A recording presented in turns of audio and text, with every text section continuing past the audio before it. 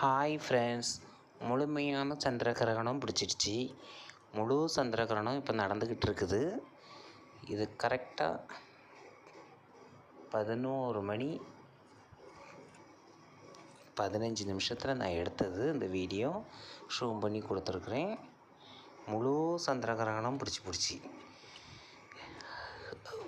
எல்லாத்தையும் பார்த்து எனக்கு லைக் கொடுங்க ஃப்ரெண்ட்.